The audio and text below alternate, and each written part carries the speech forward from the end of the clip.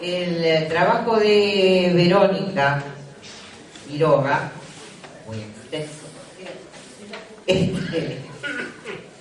habla de que la reforma universitaria se ubicó frente al poder de la religión y que hoy, la posible reforma de hoy, se ubica frente al poder del mercado, pero el mercado como si asumido como si fuera otro credo, como si fuera otra religión.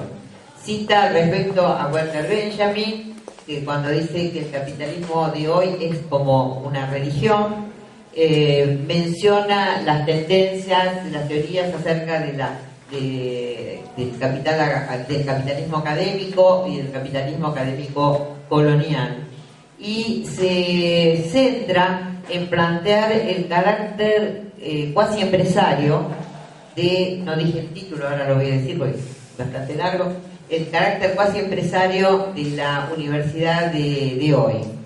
Y caracteriza también la universidad heterónoma, en el sentido que sufre la coacción por un lado del mercado y por el otro lado un mayor control del Estado. Pareciera como paradójico, pareciera como contrario, pero no es contrario si nosotros pensamos en un Estado que es un Estado empresario prácticamente. Nos habla también de la influencia de los organismos externos y todo ligado a un análisis más circunstanciado de la Ley de Educación Superior de 1995. Plantea casos tipo como, no los voy a detallar ahora, como el del Río Cuarto, la explosión del 2007, es decir, como acontecimientos ligados al carácter empresarial de la universidad. El caso del científico Carrasco, bastante conocido, de la UBA en 2009, que luchó contra los agrotóxicos y fue prácticamente expulsado del ámbito académico y universitario. Y de la Universidad de San Luis en el periodo 1994-2014.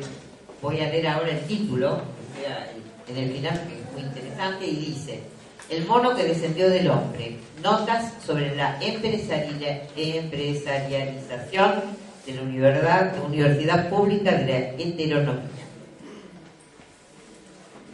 Un título prometedor. Bueno, luego tenemos, faltan dos trabajos nada más. El trabajo de José Luis Jofre.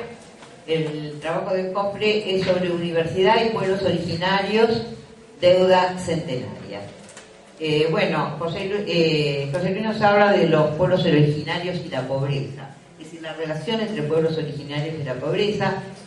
Da una serie de datos estadísticos muy interesantes, que voy a dar solo uno de todo lo que da José Luis, que habla de que dentro de la pobreza, la relación de los pueblos originarios es de 6-1, es decir, entre los propios pobres, ¿no? 6-1 en relación a todos los pobres, 6 sería el índice de los pueblos originarios. Da otras estadísticas también muy importantes. Un aspecto que señala es la falta de acceso a la educación en general, ya no solo universitaria, sino también fundamentalmente en la primaria. Digo fundamentalmente porque si no, no hay base, como dice él, como para pensar en la universitaria, tecnológica o científica. Da unos datos acerca de que solo en Canadá los pueblos originarios acceden a la enseñanza primaria. Creo que es un tema interesante para desarrollar, porque creo que no tenemos todos los datos sobre eso. Que hay diferentes iniciativas, plantea diferentes iniciativas, entre las cuales una de las propuestas es las universidades indígenas u originarias o las universidades con pluridiversidad. El último que voy a analizar ahora es el de Liliana Constante, que se llama Confrontando Sistemas, la Universidad Pública Hoy. Liliana sitúa la reforma universitaria del 18 en el contenido, dentro del contexto sociopolítico de la época. las luchas populares, los conflictos de la época, señalando la importancia de ¿qué dije yo acá? ¿Qué habré dicho? De la pugna de las clases medias por ocupar espacios vedados o parcialmente vedados hasta ese entonces, uno de los cuales es justamente la universidad. Es decir, la relación entre el ascenso de la clase media, que digamos dentro del gobierno de Irigoyen en el 16, agrego yo, y su reflejo en las universidades. Universidades autoritarias, dogmáticas y expulsivas en ese sentido. Plantea también la universidad como, es decir, cómo se planteaba la universidad como una fábrica de títulos y cómo ese planteo es válido actualmente, porque sigue desvinculada la universidad de las luchas en general, sigue bastante desvinculada de las luchas sociales, aunque acá se han señalado avances y demás, pero sigue desvinculada. La diferencia, las desigualdades extremas impiden justamente el acceso el acceso a la universidad. Se distorsiona e ignora las necesidades de la universidad si no se puede imaginar, plantea el acceso a la misma. Y bueno, yo quisiera leer una cosa muy chiquitita de acá. Dice: el abordaje en pos de la conducción del espacio universitario que imaginamos es político, hacia adentro y fuera del ámbito universitario, el diálogo entre sectores que coincidan con la estrategia para abonar con ellos la unidad de acción indispensable. Es decir, pone el factor de la política como fundamental en el cambio posible de una reforma universitaria. Luego da una serie de ejemplos que están ligados a la Facultad de Derecho de la Universidad de Buenos Aires, que no voy a relatar acá, son casuísticos e interesantes, pero están dentro de la ponencia. Bueno, no me extendí tanto. Muy bien. Acá llego. Muchas gracias, Beatriz. Bueno, la idea es que ahora más o menos hasta las 12 horas podamos debatir estas presentaciones que ha resumido Beatriz. La idea es que alguno de los autores, si quiere comentar, ampliar algunos de los aspectos de la presentación resumida de Beatriz, lo haga. Pero estamos todos habilitados para el debate. Podemos debatir todas las compañeras y compañeros que han presentado escritos, como las compañeras o compañeros que están protagonizando esta jornada. Esto lo hemos hecho para facilitar el debate. Queremos que las intervenciones sean cortas, 3 minutos, 4 minutos, 5 minutos, no más. Ir al punto. Por eso quisimos cambiar la metodología, que no sean los ponentes los que tengan sus 20 minutos, sino que haya un debate. Entonces Beatriz hizo una síntesis de 6 presentaciones. Espero que hayan reflejado los compañeros que han sido presentados. Si quieren completar, este es el momento para complementar. No se sientan tímidos para pedir la palabra y pueden completar 3 o 4 minutos. Y en general abierto a la discusión sobre los temas que han sido presentados por Beatriz. ¿Quién pide la palabra? Jorge González.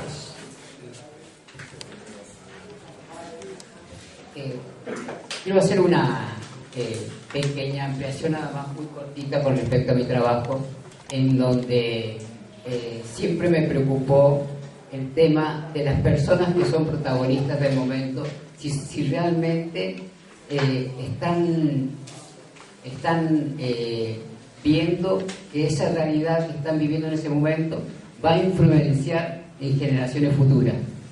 O sea, siempre esa persona, en ese caso llamémosle hoy Deodoro Roca, era consciente de toda la situación que iba a traer aparejada en la República Argentina. Esa era la gran problemática que me planteo. Él en ese momento, tal vez más parece una novela histórica, y que me baso a través de otro libro que Yo soy Roca, de Félix Luna, en donde lo hace hablar a Roca, entendiendo otro contexto, por supuesto, en donde lo hace hablar a Roca y lo plantea en la situación. Entonces ahí me hago el interrogante, ¿cómo será el nombre de Roca, esta nueva universidad que estamos construyendo 100 años después? Y esa interrogante que yo me planteo, las mismas interrogantes que puede llegar a tener él, tomando ese decanato, tomando esa universidad, y él planteando qué estamos haciendo y qué va a suceder en el futuro. Eso es todo.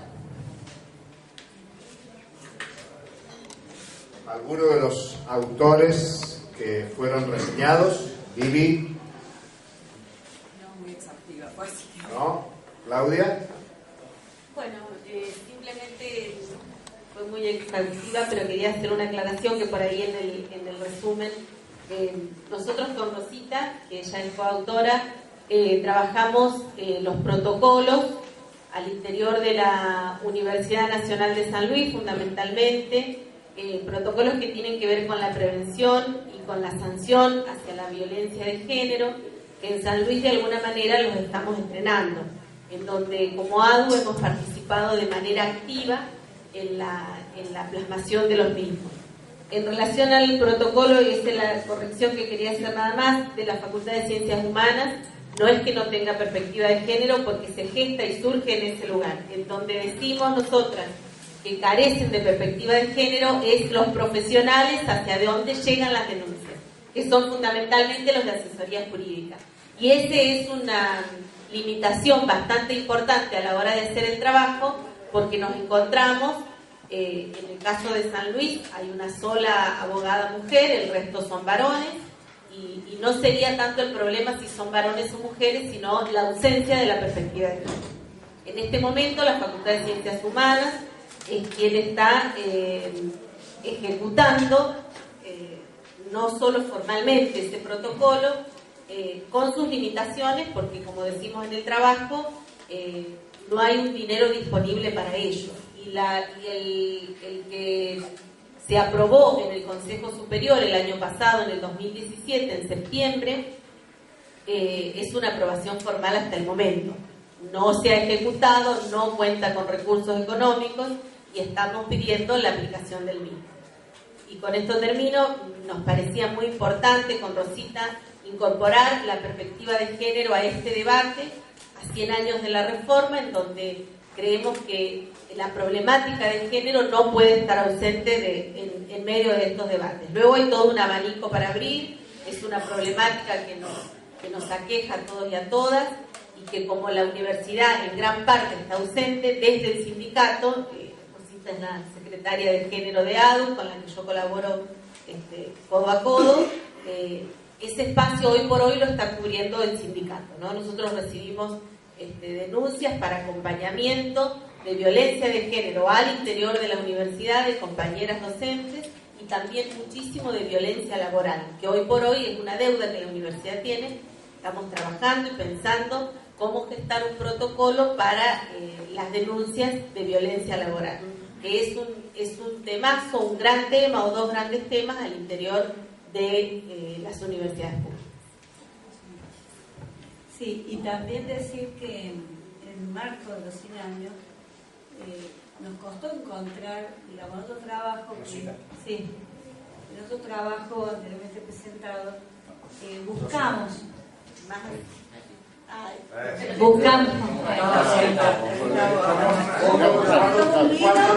una cerveza.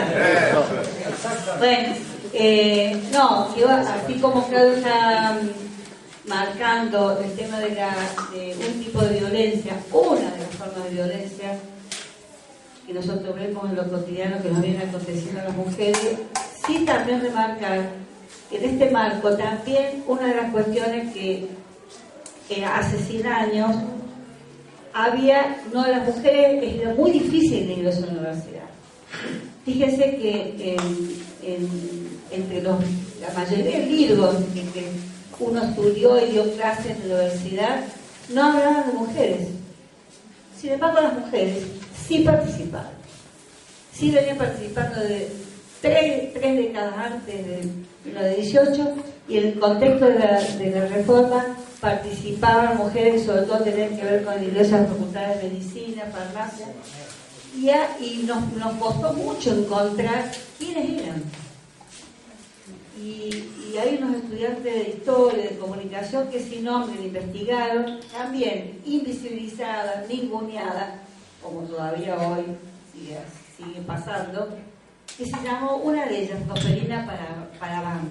Prosperina, fíjense el nombre, por eso Prosperina fue una mujer que no solamente luchó y militó en las calles, sino que también tuvo que sufrir en su cuerpo las represiones en el marco de la reforma, y también la violencia de no ser escuchada por ser mujer.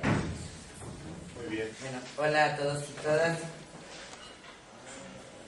A ver, la postilla que me gustaría plantear es la siguiente. Por lo que estuve escuchando a Beatriz como relatora muy exhaustiva, y justamente por esto, a partir de lo que planteaba Jorge, quien está actuando en un momento es realmente consciente del impacto que va a tener en el futuro. No sé si lo tendrían nuestros antecesores, pero nosotros sí lo tenemos que tener. Tenemos que tener la seguridad de que no actuar sí va a tener impacto, y que la actuación que tenemos que desarrollar, parece que nos hubiéramos puesto de acuerdo, porque mi planteo es que la unidad académica o la universidad directamente sigue los lineamientos del Estado al cual es funcional, y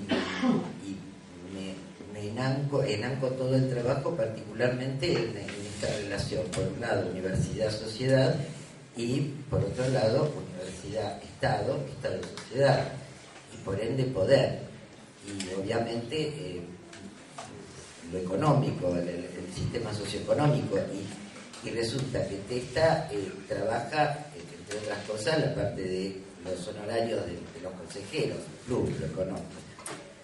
A ver, recordando aquello, estoy pensando en voz alta, ¿no? Recordando aquello de que en última instancia el hecho económico es determinante, no será en la primera instancia, pero en última instancia, cuando Claudia y Rosa hablan de que no hay presupuesto para desarrollar los protocolos. Volvemos al presupuesto. Digo, no es lo último, no es lo primero, no, obvio, pero a ver, hay una articulación indispensable de la cual no podemos sacarnos el saco, estamos metidos. Así que todo lo que hagamos o pensemos a partir de esto sí que va a tener mucho impacto. Cuando Verónica habla del capitalismo como religión, que lo traía Walter Benjamin, obviamente. Y entonces hay algo que no está escrito en la ponencia, pero quiero tirarlo como parte del debate, ¿cierto? Beatriz comentaba que yo tiro muchos ejemplos de la experiencia estudiantil y docente en Derecho UBA. Y voy a traer uno a colación, y es la apostilla no económica, para que no piensen que yo solamente trabajo desde la materialidad del sistema, sino una apostilla médico-biologista, de la enseñanza universitaria. Acostumbraba a decir, y lo reitero porque yo he tenido, soy mamá de uno de mis hijos, una de mis hijas ha sido bulímica, anoréxica y bulímica durante una época, tuvo el tratamiento, y aprendimos, toda la familia aprendimos mucho al respecto. Entonces es interesante, porque esto lo veo como parte del modelo de enseñanza universitaria para la colocación de asalariados intelectuales en la sociedad con títulos que tengan esa valoración. ¿Cuál es la valoración? La del estudio de enseñanza bulímica. La enseñanza bulímica, ¿cómo sería? El estudiante, los estudiantes tragan información, tragan, en un momento sin gusto. El bulímico no siente placer cuando traga. Entonces, cuando le dicen, a ver qué piensa fulano de tal cosa. Examen, vomita. No hay nutrición. No hay nutrición.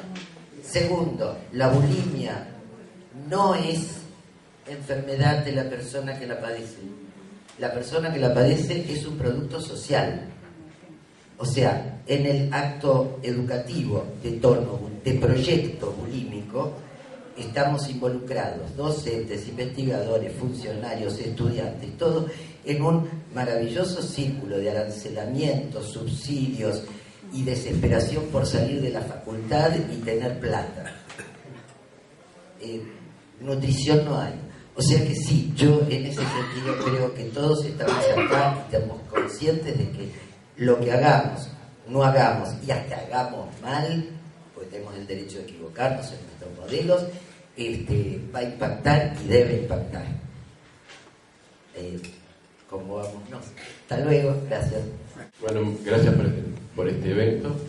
Me parece muy importante que en las universidades haya debate, que es como una cuestión de excepcionalidad cuando tendría que ser al revés. Entonces yo pensaba, ¿qué nos pasa en la universidad? Entonces es como que hay un montaje, un dispositivo, de que la universidad es un cuerpo colegiado y en realidad es un cuerpo de señoríos. Porque en este sentido quiero enfocar, yo tratando de desarmar esto del Consejo Superior, que lo que hemos participado en el Consejo Superior de esta universidad como de otras, generalmente se transforma en una escribanía. Entonces me preguntaba por qué eso. Bueno, puede ser por una cuestión de salario, pero también pensaba en el Congreso Nacional, que no deja de ser una escribanía. Entonces como que se elude, se evade el objeto de trabajo de los consejeros superiores. Es decir, el cuerpo colectivo, el debate, el consenso, el compartir, el concertar, es inexistente. Entonces yo pensaba en otra característica. ¿Cómo se hace para encapsular tanta inteligencia y en una caja de cristal? Entonces yo pensaba que en el siglo XVIII, XVII, lo fundamental fue el pensamiento fragmentario, es decir, aquel que surge de la división de trabajo. Tanto Adam Smith como Marx dice, el pensamiento en la división de trabajo está bueno, pero estupidiza a las personas. Y lo mismo nos pasa con el pensamiento fragmentario. Por eso que para mí el pensamiento crítico tiene tres partes. Uno, el pensamiento de la fragmentario, de la especialización. Otro, el pensamiento complejo. Fíjense que la palabra complejo no está muy definida ni está muy clara. Inclusive personas como Edgar Morin, que han hecho un libro sobre el pensamiento complejo, no está tan claro el concepto. Y para mí el concepto de la complejidad aparece con dos aspectos. Un aspecto es que lo que es ontológicamente igual, y que los sujetos somos ontológicamente iguales, libres, con derechos, se confunde con lo empírico. Entonces se habla de la pobreza, por ejemplo, en un término general. Es decir, es lo mismo el pobre de Río Negro que el de Chubut, que el de La Rioja, etc. Entonces me parece que el pensamiento complejo necesita recuperar e identificar al sujeto. Y después, ¿cuáles son las transdisciplinas que se necesitan para la solución del problema? Por ejemplo, ¿cómo peleamos contra el desgranamiento? Y bueno, ahí no solamente la cuestión pedagógica, está la cuestión nutritiva, está la cuestión de integración, está la cuestión de reconocimiento social, etcétera, etcétera. Entonces tenemos pensamiento fragmentario, pensamiento complejo y por último el pensamiento holístico, que es el que exige la acción política. Estas tres constituyen el pensamiento crítico. Y todo esto es lo que nos falta todavía construir para la universidad. Yo pensaba que una de las formas de introducir el pensamiento complejo es a través de las conferencias y de los posgrados que sean siempre transdisciplinarios. Y el otro tema es la generación de observatorios para que los alumnos desde segundo hasta que terminen la carrera tengan actuaciones empíricas y se conecten con la gente para sacarlo de la tecnocracia. Esto. Sí, siguiendo con lo de Testa, en esta desvinculación que tendríamos que pensar modos, formas, entre la universidad y la sociedad. Es cierto que el estudiantado, la docencia, la investigación tiene que estar con la mira puesta hacia ese lugar, pero también recordemos que en términos de lucha gregaria y holística, vastos sectores de la sociedad, lo tiro no como crítica a lo que dijo Testa, sino como complementariedad, vastos sectores sociales les resulta inimaginable no solamente la universidad, sino qué problemáticas hay en la universidad. La desigualdad social está tan profundamente enraizada, enclavada, y está tan asegurada y atenazada con las cadenas de la adaptación, de la restricción, del deslugar, del no lugar como sujeto, que realmente, yo hablo de la experiencia personal, a veces a mí me ha dado hasta escozor y vergüenza hablar de determinados problemas económicos o crematísticos de la universidad frente a gente que tiene los problemas más básicos, como son la de no saber qué va a comer o darle de comer a su chico. Es cierto eso. Lo que no es menos cierto es que de alguna forma en el 18, previo al 18, las luchas se dieron previas como para que cuando el estudiantado salga contra determinada situación detonante, la Confederación Obrera, la gente de los vecinos salieron. ¿Por qué? Porque previamente ya tenían articulado, ya sabían, ya no son los docentes universitarios que están nadando en plata y están buscando un ascensor nuevo. Hay una relación, somos todos trabajadores. Nada, digo, no estoy enojada, hablo así porque lo sé. No, yo no, en verdad, las ponencias son heterogéneas. Yo lo que noto, bueno, no sé si lo logro lo que yo expreso, porque me parece que lo expreso que va a pillar camino, en todo caso lo digo después, me da la sensación que como que de diferente forma la universidad siempre se piensa al margen de la realidad de la lucha social. Y yo, la verdad, esta universidad tiene una profunda lucha político-ideológica.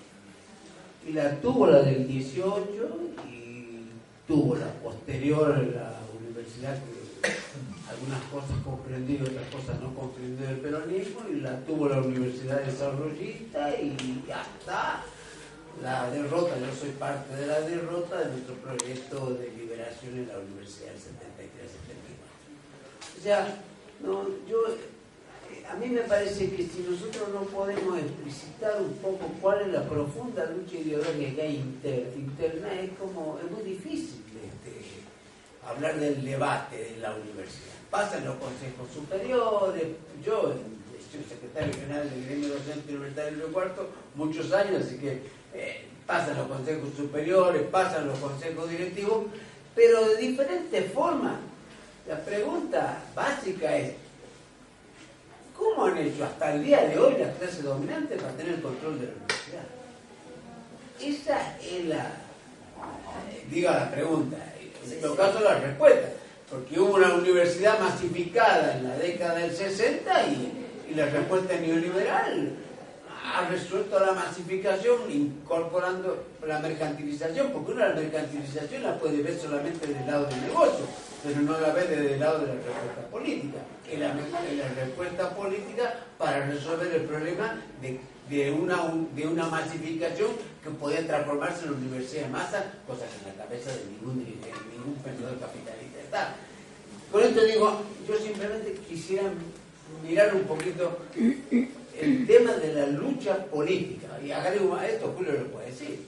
Es una casualidad que en toda la economía que se enseña en las universidades el marxismo esté ausente. No, claro. Eso no es una casualidad. Os puedo decir más cosas, pero ese es el caso más visible y más notorio. De diferente forma está ausente en la mayoría de las facultades de ciencia económica. Bueno, yo creo en esto de que es un instrumento. Hablar al micrófono. Hola.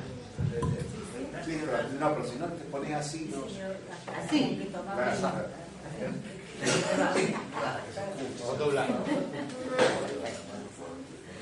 Yo creo en que es un aparato ideológico del Estado, francamente. Debo decir, podemos discutir mucho, entonces, qué sé yo, pero que es un aparato ideológico del Estado. Y cuando decimos, voy a empezar por el final, cuando decimos lo de Marx o demás, yo siempre, imagínense que yo enseño en la Facultad de Derecho, ¿no? Que es la Facultad de Derecho.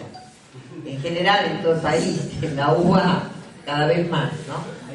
Yo, a esta altura me estoy preguntando, ¿cómo ha retrocedido más todavía de lo que estaba retrocedida siempre, ¿no? Y lo ha logrado, ha retrocedido más de derecha todavía. Se puede.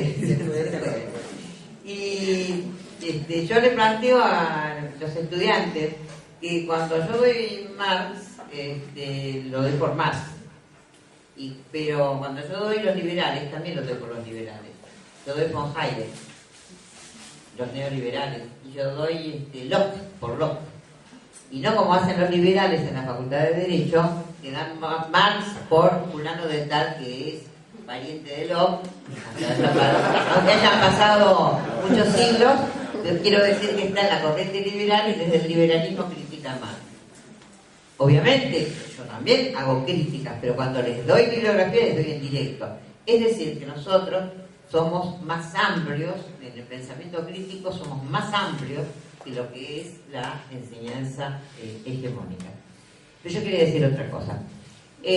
Uno de los principios de la reforma fue la universidad abierta al pueblo. Y también yo creo que es necesario, yo lo practico y creo que es necesario planteárselo a nuestros estudiantes. Por principio es una universidad abierta al pueblo, no se prohíbe, no hay patobicas que te digan vos no entrás porque tenés zapatillas que están rotas, ni patobicas que te diga vos sos morochito y no entrás, no es un boliche donde se entra o no se entra. Entrar pueden entrar todos, pero entrar no. Entonces, de ahí la relación con lo político y con lo estatal dentro de lo que significa el poder. Ahí está la relación. La Facultad de Derecho de la UBA está más o menos frente a la Villa 31. Los de la Villa 31 cuando pagan, cuando compran los alimentos nos están pagando vía impuestos indirectos, nos están pagando parte de la universidad. Los habitantes de la Villa 31, digo, capaz que hay algunos, pero ¿vienen a la universidad? No. Porque el problema, una vez estuvo un decano de la Facultad de Derecho, de Alessio, que era bastante de centro derecha, había hecho un estudio que llegaba en ese momento el colectivo 124 de la universidad. Cuando subía el transporte un poquito, disminuía la presencia de estudiantes en la Facultad de Derecho. Simplemente con ese hecho, y hecho por alguien que es decano. Entonces, digo esto porque es medio de perogrullo, pero un poco por la pregunta que hacía Cardelli en el sentido de cómo ha hecho la clase dominante. Y claro, que es un aparato de la clase dominante, no va a permitir que se le vaya de las manos. Hay interregno. Vos sos de la Universidad de los 70, yo soy más vieja, soy de la Universidad de los 60. También era una isla y ahí festejábamos la Revolución Cubana y hacíamos un montón de cosas. Es decir, tomábamos la facultad por el canal de Panamá, imagínense ahora pensar en tomar la facultad para defender de Estados Unidos a Panamá. Es inimaginable. Y era masivo, y las asambleas eran de 5.000 estudiantes, no eran de 150. Y sin embargo, todo eso cayó, y cayó después lo del 70, porque son luchas, son resistencias que tienen que ver también con las luchas que se hacen fuera de la universidad. En un momento de ascenso, de resistencia y de lucha popular, las universidades también se suman a eso, o parte de la universidad. Pero en momentos de reflujo, en momentos más difíciles, hay un hiato importantísimo en esto. Por acá, cuando hablábamos en la apertura de esto, se hablaba de cuánto saben los estudiantes nuestros, cuánto ganamos. ¿Sí? Yo se los digo y les digo también, no es para llorar, es para que sepan. Porque todos saben que ganamos poco. ¿Cuán poco creen que ganamos? Porque ese es el tema. No cuánto ganamos gente que como yo tiene 120% por antigüedad. ¿Cuánto gana el que entra? No gana nada, todos mis ayudantes son ad honorem y cumplen obligaciones y están y demás. Entonces, porque esa realidad hay que transmitírsela. Yo coincido con Liliana, fuera no hay idea de las reivindicaciones, pero adentro tampoco. Adentro tampoco hay idea. Cuando se argumenta un paro, hay que argumentar todo esto. Hay que llevarlo a la vida cotidiana. Hay que llevarlo a lo que se entiende. Cuando uno dice cuál es el salario de un profesor, de un estudiante, abrir los ojos horrorizados, porque es para horrorizarse. Entonces quiero decir, yo comparto la opinión en el sentido que decía Liliana, en el sentido de que no podemos separar la lucha por los cambios en la universidad de las luchas políticas. Lo cual no quiere decir tampoco esperar el cambio político sentados y después actuar. Nosotros podemos conseguir muchas reivindicaciones, pero lo que podemos conseguir también es politizar a los sujetos, es decir, crear subjetividad. Y creo que es una de las cosas que faltan, no solo en la universidad, sino a nivel de la política. Yo me preguntaba, somos todos trabajadores, pero no más allá de la cuestión de la conciencia de ser trabajadores. También si somos todos trabajadores los que desempeñamos tareas docentes dentro de la universidad y de investigación. Pensando también, evocando un poco algunas de las palabras de algunas de las palabras del propio Carrasco, cuando él decía que la universidad se estaba llenando de universitarios empresarios, digamos, como otro actor que está empezando a tallar dentro de nuestras prácticas en la universidad, más allá de que hay un sector que puede estar más ligado a la pequeña burguesía, pero ya el universitario empresario estamos hablando de otra pertenencia de clase. Entonces, claro, eso es lo que estoy pensando, digamos, somos todos trabajadores y además otro tema es la discusión de si tenemos conciencia de ser trabajadores de la educación. Bueno, eso. ¿Hasta qué punto estamos reproduciendo en este tipo de discusiones un tipo de pensamiento fragmentario? O sea, no vamos a terminar. Me parece que es importante para la segunda instancia encontrar algunas líneas comunes para profundizar ciertos diagnósticos y para profundizar ciertas cuestiones o líneas de pensamiento. Porque si no me pasa que los quiero seguir y me encantaría hablar de si somos trabajadores o no, de el cogobierno de la universidad, la autonomía de los originarios, del pensamiento de género, y no, o sea, me parece que primero tenemos que reflexionar hasta qué punto estamos reproduciendo con nuestras propias prácticas este saltimbanquismo, digamos, donde hay una proliferación de información y no profundizamos efectivamente y reflexivamente en torno de ciertos tópicos principales. Por ejemplo, ¿cuál es nuestro diagnóstico hacia adentro? ¿Cuáles son las cuestiones que tienen que ver con la vinculación? ¿Quiénes están adentro o no? ¿Qué pasó en nuestro ciudad? Yo estoy sintiendo, y en este punto me voy a detener, a una mirada ciertamente nostálgica, que decía, bueno, yo ahora me paro y digo, soy mujer, soy científica, soy trabajadora docente, y hace 100 años esto no acontecía masivamente, y somos mayoría. Entonces también han pasado muchas cosas que se deben a esas luchas, porque si no, las luchas no son derrotas, estamos diciendo luchas, relación de fuerza sociales. Entonces me parece que eso también lo tenemos que poner en el tapete. No estamos igual que antes, no es una élite, no es una vanguardia, como recién la compañera, las puertas están abiertas, abrámoslas más y dejemos que entre mucho más aire, mucho más oxígeno, mucho más pensamiento reflexivo y hagamos una práctica de autorreflexión acerca de cómo estamos reproduciendo nosotros lugares comunes, hiperinformatización, información de ciertas cuestiones y poca profundización en algunos temas. Lo que yo acerqué, bueno, agradecer por supuesto aquí que la invitación y a todos a Julio y a todos los que nos han invitado. Pero lo que yo trato en lo que yo presenté es el derecho a la educación y el rol del Estado, esa relación, ¿no? Entonces yo escuchaba y me gustaría, por razones de tiempo no puedo, pero nombrar, cada uno de los que hablaron dijeron algo en relación a lo que yo he escrito.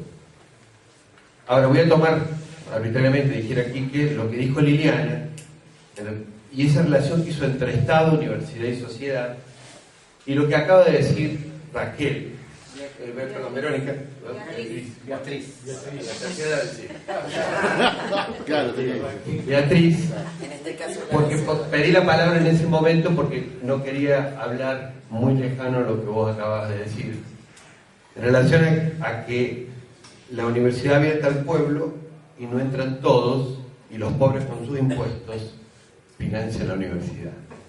Porque en realidad, en este derecho a la educación y en este rol del Estado en relación al derecho a la educación, hay una cuestión que me parece que no se está hablando, que empieza con la Constitución de 1853, pasa por varios hitos que por cuestiones de tiempo no voy a decir, y termina de alguna manera en la ley 26.206, que es la ley de educación nacional, la ley nacional de educación, que termina definiendo al derecho a la educación como un derecho individual, social y un bien público. Entonces, por cuestiones de tiempo no me voy a extender, pero eso es lo que no quiero hablar y decir. Y digo, en relación también a lo que decía Jorge, nosotros estamos en una coyuntura donde estamos perdiendo terreno. Se está mercantilizando la educación, el Estado está avanzando, el Estado empresario está avanzando, el Estado aquel que tendría que garantizar la educación como derechos sociales, como bien público, está haciendo todo lo contrario, está mercantilizando a la educación. Pero nosotros no tenemos que perder de vista que tenemos dos luchas. Primero, la resistencia en cuanto a que no avance este proceso, pero también igual hay una deuda pendiente, que hay muchos argentinos que no pisaron ni van a pisar, si seguimos así, en la universidad, de generación en generación. Hay y con esto termino. En las universidades que se crearon en la última década, hubieron muchos argentinos, a veces hasta un 70 o un 80% de los ingresantes, que eran la primera generación de estudiantes secundarios. Está bueno compartir entonces estos espacios, porque estamos muy en soledad muchas veces los que generamos o intentamos producir un pensamiento crítico en el marco de las universidades. Y ahí venía un poco mi reflexión y complementariedad o tirar algunas cuestiones para pensar qué entendemos por pensamiento crítico, ¿no? Como decía Hinkelarmer, y acá parece que compartimos con varios que me antecedieron, y en realidad hay muchas cosas por aportar, como decía la compañera, de distintos tópicos, pero me voy a centrar en la cuestión del pensamiento crítico. Como decía Hinkelarmer, no todo pensamiento que critica es pensamiento crítico. Entonces, bueno, ¿qué entendemos por pensamiento crítico? Y acá el compañero Alberto Testa nos daba algunas pistas al hablar del pensamiento fragmentario, del pensamiento complejo y holístico como componentes del pensamiento crítico. Nuestro amigo Atilio Borón habla de dos características fundamentales del pensamiento crítico: la radicalidad de la perspectiva y que el objetivo sea la emancipación. Y yo agregaría, digamos, que para mí el pensamiento crítico además tiene que ser un pensamiento situado, un pensamiento encarnado, un pensamiento atravesado por la cuestión de clase, género, raza, etnia, nacionalidad, porque cuando hablamos no hablamos desde cualquier lugar, cuando miramos no lo hacemos desde cualquier lugar, aunque el positivismo nos hizo creer que sí, que hay neutralidad y hay asepsia. Y creo que el pensamiento situado es importante para evitar el anatopismo que hablaba Víctor Belaunde, ¿no? Pero además tiene que ser un pensamiento nacional latinoamericano, y ahí entendido como lo dice Norberto Galasso, no por el lugar de origen de la idea, sino por la lucha antiimperialista. Creo que eso también es importante, ¿no? Y creo que además de desmercantilizar y democratizar la universidad pública, hay que descolonizarla. Así que tenemos una tarea ardua por delante. Lo que quería señalar es, yo me preguntaba qué aspectos comunes aparecen en la exposición frente a la heterogeneidad de los trabajos, tratando de un poco de plantearlo, esto de, bueno, para que no se caiga en una cuestión de fragmentación. Y me parecía que parte, o por lo menos parte de la exposición, algunos se preguntaban concretamente qué principios de la reforma quedan vigentes hoy. Y en ese sentido, la propuesta del profesor Testa es interesante, porque él toma los principios y se preguntan concretamente y hace un balance que es hasta un punto devastador en torno a que muchos de los principios que fueron vigentes en otro momento hoy están en cuestión, y es interesante como recuperar el sentido, o sea, de lo que fue el pasado es necesario recuperar y que pueda plantear. Y me parece que hay otra cuestión, es que la reforma no lo planteó, pero me parece como elementos complementarios dentro de lo que es positoria. Hay el trabajo de Claudia y el trabajo de Rosita y el trabajo de José Luis, de alguna manera ponerse, son otros elementos de la agenda que no estaban pensados en la reforma, y los dice, bueno, a la hora de pensar en el futuro, a la hora de pensar en una nueva reforma, la problemática del género, la problemática de los pueblos originarios, son todavía deudas pendientes a la hora de pensar. Entonces nos queda esta pregunta, en este escenario de lucha que uno siente que se nos hace más difícil, los viejos principios están discutidos, pero además nos exigen nuevas formas de pensar para llegar a pensar. Me parece que eso es como un elemento de continuidad en la heterogeneidad del trabajo, me parece que es lo que unifica. Lo viejo lo tenemos que seguir luchando, pero también es insuficiente para poder plantear afrontar los nuevos. Esta sería una cuestión. Otro, pensaba en esta expresión que apareció señalada de el tema de la universidad abierta al pueblo. Yo digo, en realidad también tenemos un problema, porque en realidad la universidad lo que ha hecho fundamentalmente es generar un montón de dispositivos que llegan poco, y lo que llega poco en el medio lo vamos excluyendo. No hay universidad para mujeres que tienen hijos, no hay universidad para trabajadores, no hay universidad para los tiempos que se van adecuando. Pero el problema ni siquiera es si llegan algún sobreviviente y termina, el problema es cómo termina. O sea, no es solamente cómo entra, sino cómo termina. Nosotros trabajamos con alumnos que vienen del contexto rural, vienen la idea de que yo voy a volver a mi contexto rural. Después, ¿qué pasa en la universidad? No quiero volver. No quiero volver. Lo mismo ocurría con algunos amigos de pueblos originarios. Dice, el problema no es que entren, el problema es cómo salen. Entonces la cuestión es, tenemos múltiples problemas para poder llegar a pensar a la hora de repensar en esta manera digamos, en este momento histórico que es bastante particular. Bueno, se nota que venimos del mismo lugar con Pedro, porque por ahí venía pensando algunas cosas. Y sobre todo quería rescatar lo que había dicho una de las compañeras, que decía de los muchos temas que había en debate, y en realidad es cierto que cada uno que habla, uno le da ganas de participar por cada temática, y son como diferentes, pero me parece que todos lo que ganamos a lo mejor en la amplitud de la temática perdemos en profundidad, pero me parece que el tiempo ahora es para la amplitud y a lo mejor agendar algunos temas para debate más profundo. Hoy como que estamos poniendo en debate como primera instancia, decir, bueno, estas son las temáticas que muchos de los que componemos las universidades estamos pensando. Y me parece que también iba por el lado de poder pensar que vivimos en una sociedad, digamos, capitalista, y entonces como sociedad capitalista no estamos alejados de lo que la universidad es parte de ella. Y en este momento a mí me preocupa un poco también cuando pensamos los cambios y pensar, porque contesta que a veces en los consejos superiores no debatimos, sino lo que hacemos es certificar o lo que ya se dijo, y que las decisiones importantes por ahí no está pasando, aunque sea el mayor órgano colegiado, no pasa por los consejos, sino pasa por otras instancias. Concuerdo con que la problemática de género es hoy una condición de posibilidad para poder hablarse, que en otro momento no se podría haber hablado, así como la de los pueblos originarios y muchos otros temas que están en agenda hoy, que es posible ponerla en agenda hoy, y que a lo mejor no lo eran en el 1918 ni en el 1960. Entonces